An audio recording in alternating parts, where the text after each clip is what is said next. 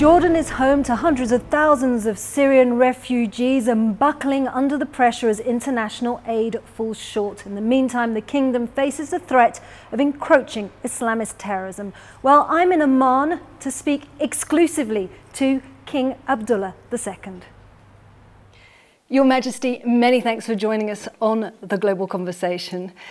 Jordan is a small country. We have a history of providing asylum to refugees, but there's so many Syrians fleeing the war now just across the border. That's putting your economy and your resources under great strain. How much longer can you cope with this? Well, we've been coping for several years now. We're pretty much maxed out. 1.4 roughly million Syrian refugees, that's about 20% of our population. That's probably as much as that we can take. Obviously, with the presence of the Russians now in Syria, depending how that turns out on ground fighting, there is a concern that there may be more refugees being pushed down towards the south. So it's a day-to-day issue that we're struggling with, especially with the fact that only 10% of the refugees are actually in refugee camps. The rest of them are across our country, in all the villages and all the cities. You asked for $3 billion in aid at the beginning of this year. How much of that has been fulfilled? Well, to actually take care of the problem, it's roughly about $3 billion a year. Unfortunately, last year we got about 28% of that. This year it's about 35%. The rest of it has to come from the Jordanian government. So every year, roughly, it costs us a quarter of the budget to cover not just looking after the refugees, but infrastructure support. As I said, when you have 90% of the refugees outside refugee camps, that affects our school systems, our infrastructure, our healthcare system, Syrians competing for jobs with Jordanians. So there is tremendous support from the international community, but as this year it's only 35%, a small country like us that is trying to work with the IMF, it really is a tremendous challenge, and we are being let down by the international community. Well, that's exactly what I was going to say. You're feeling let down by the international community, but also you're moving beyond now an emergency response to a long-term sustainable approach to deal with these people who may well be in your country for many more years. There's really no choice. I mean, on average, I think most reports from the international community shows that refugees on average stay for 17 years. So we have to look long term. How do we look at accepting many of these refugees to be part of our society for a long term? So how do we sustain that in our economy? What we're now trying to do is reach out to our European friends to say, how can you look at this as a sustainable package for the economy for long terms? How do we create jobs for Syrian labor, but also for Jordanians? The challenge is that unemployment for Jordanian citizens is on the rise. Jordan is a very stable country when it comes to the region. Our military is very strong. The weakness is our economy, and we have taken a tremendous burden off Europe by being able to host these Syrians. Europeans are beginning to taste just a little bit of the challenge that we've had over these past few years, and we see the reaction in Europe because a small percentage of these refugees have hit your shores. Well, this is something that we've been living with for 5 or 6 years, and quite honestly, people have taken this for granted to an extent. And if we continue with this idea of being taken for granted, Europe is in chaos, really, to all intents and purposes, with this refugee crisis. We see EU countries that can't help or possibly don't even want to help these refugees. So what makes you think the EU and EU leaders will help you now further to combat this? Well, there's a lot of countries that want to help because, as we have always taken the challenge, it's the right thing to do. Other countries are going to help us because it's actually easier for them to invest in countries such as Jordan because it takes the burden off Europe. We are seeing some numbers of refugees leaving Jordan, eventually aiming their way to get back to or get to Europe because they're beginning to realize that Jordan can only sustain itself for so long. What we're trying to do with our European friends is how do we work together to invest in factories, creating jobs, investments into Jordan. But at the same time, we're classified as a middle-income country. As a result, you know, we have difficulties getting loans from the international community. So we're in debt, and we're being asked to take loans at very high percentages. When there's this mental split that we're actually suffering on something that is actually completely out of our control. So we are working with some of the European countries, but we'll see how it goes to hopefully a donors conference in the UK in February.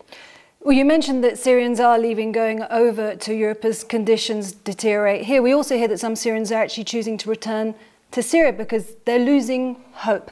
Do you get concerned sometimes that despite everything you've done, you might end up on the wrong side of history when it comes to this crisis? I'm always somebody who looks at a glass half full.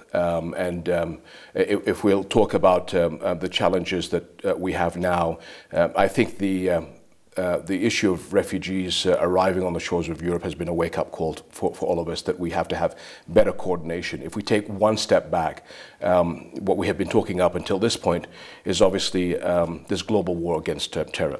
Europe is suffering from foreign fighters. Mm-hmm. This is an issue that we have been calling for the past 2 years. This is, in my view, a global war.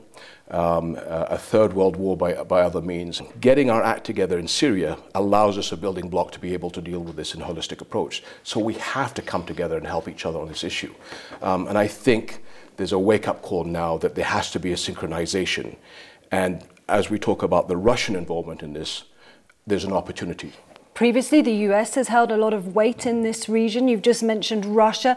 Do you see Russia as a bigger key player now in this region? I have always said, and for the past 5 or 6 years, that for a political solution in Syria, Moscow is key. Mm-hmm. They're the ones that can give the guarantees to the regime that they have a stake in the future. And I still believe that is the fact. That the Russians that are on the ground in Syria today is a reality that we all have to deal with. As I said, if the Europeans are dealing with a major concern of foreign fighters, that's doubly so for Russia. And so they have a major problem with foreign fighters also. So they need to deal with the threat of ISIS or Daesh themselves. So for me, I see this as an opportunity for all of us to come together on Syria, and again, then being able to pan back on this global threat. There is a lot of mistrust between East and West. Mm-hmm. There is still, unfortunately, this mentality of living in the Cold War era. And we have to get beyond this to this new challenge of this global third world war. So as we start to build confidence steps, I think here is the opportunity for us to put our differences aside and bring this new collective relationship together. So would you place the priority in terms of defeat on defeating Syrian President Bashar al-Assad or ISIL, Daesh? The understanding that is coming across now after the Vienna meetings, we have to defeat Daesh, ISIS, but at the same time lead to a political process that brings a new page to Syria. So how the wording of that happens is where the different countries are jockeying at the moment. But there's, I think, a collective understanding that Daesh is a problem and that has to be dealt with. Then how do you deal with the politics of things? So different countries have different positions, but the end game at the end of the day is how do you feed Daesh and the franchises around the world? And we have to keep reminding the players, look at the bigger picture. Because this is an inspirational group. They have inspired attacks all around the world. What's your take on it? You're a keen viewer of geopolitical affairs. How do you see a group like this being defeated? It's a franchise, it's a global franchise. There's no difference between any of these groups. They're all the same, they all have the same thinking. And so we have to understand that and we have to be able to think the same way. So that's why I'm trying to explain that if we can come together on Syria, the other elephant in the room, unfortunately for the Europeans, that sometimes maybe the Americans don't understand, what I keep saying, the elephant in the room is Libya. So, it's not just Syria that we have to deal with it. As quickly as we get our minds around that, what about Libya? What about Boko Haram? What about Shabab? We still have issues in Asia. So an opportunity now presents itself, I think, with the Russian involvement in Syria, is to get past previous problems of history and create this global relationship to be able to tackle what I'm calling this allies of this new Third World War conflict that we have to face. Bashar al-Assad is an essential part of this. You talk about a political solution, a transition period. That's obviously the big stumbling block here. But who could step in to President Bashar al-Assad's place to stop ISIL moving in? And we have to be very careful because different countries that are involved in the Syria puzzle have their different views. I think the problem is standing on a soapbox and taking strong positions at this stage is not helpful. We understand that we need to have a political process in Syria. I think the idea is, how do we move the political process forward? I think the Russians understand that, the regime understands this, and those that are involved on the coalition side with different views understand that. So let the haggling happen in a way that it can actually get a moderate opposition to be able to get to the table at a certain date with the regime to be able to move forward. There is no real quick fix because the aim is to get hopefully a new process going in Syria politically, but we still have a fight against Daesh. There is an interlink between Syria and Iraq, because Daesh is cross-border. It's got a large piece of real estate in eastern Syria and a large piece of real estate in western Iraq. And what about Jordan? Because you are surrounded by this instability, encroaching ISIL terrorism, but also your young men, possibly women, have joined those foreign fighters too. How long can you fend off this extremism? Because as you said, Jordan is one of the stable countries in this region. There's an understanding inside of Islam that these are what we call the Khawarij, the outlaws of Islam. We are having a better understanding in this dialogue inside of Islam that this is a threat to the very core of our religion. And this is the challenge that I think we've had with the West, when many times we're asked, are you a moderate Muslim or an extremist Muslim? No, I'm a Muslim. These people are Khawarij, and I think this is a debate that has taken a while to happen inside of Islam. And I think the problem is the interpretations you get from the West is sort of the horror that they may do to the West. It's what they're inflicting on fellow Muslims, which is what is shocking to all of us.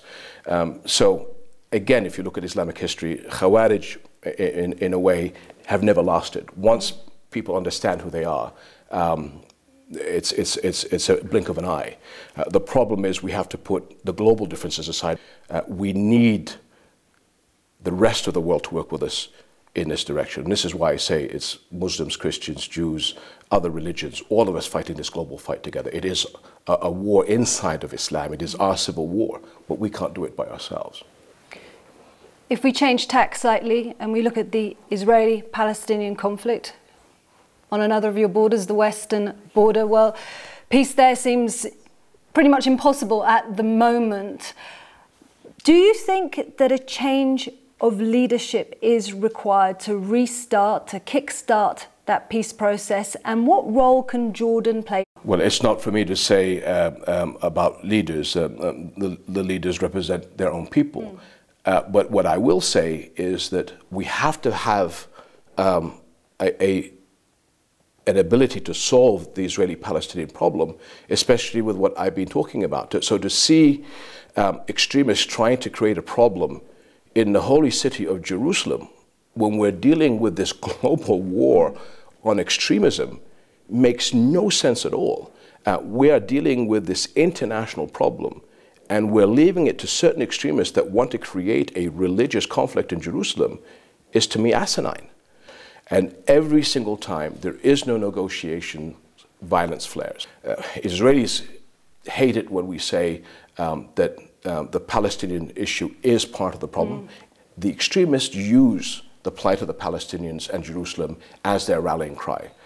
So that is part of the problem. We have to take the future of the Palestinians and Jerusalem as something that we have to solve. Otherwise, how are we going to win this global problem if there's denial on the Israeli side that it's got nothing to do with them? And we see so many crises on different fronts. We see the refugee crisis, we see ISIL, Daesh, we see economic crises, and we also see proxy wars taking place on so many different fronts. Do you get the impression that things are beginning to spiral out of control? Well, as somebody said once to me, it's just a Wednesday. I mean, it's a normal day's work, I think, in this part of the world these days. It's tough times. There is no doubt about that. But what I've seen recently is a more of an awareness of the larger picture, more of an awareness of to look at this strategically as opposed to tactically, because quite honest, we've been tactical for the past several years. There's a lot of things I can't really say at this interview, but there are meeting of minds around the world where there is a more strategic approach to these issues. So, again, for example, the presence of the Russians in Syria has an opportunity to move this in the right direction if we're mature about it, if we all reach out to each other and try and find a solution for the Syrian people to try and finally bring this horrible conflict to an end for the betterment of the Syrian people, to try and bridge the gap between the Russians and the West, which will lead us to being able to have alliances elsewhere. There are opportunities here. So it all comes down to us. Are we going to grab those opportunities, or are we going to stick our heads in the sand and let these opportunities take us past? It's up to us. Your Majesty, many thanks for joining us on the Global Conversation. Thank you very much.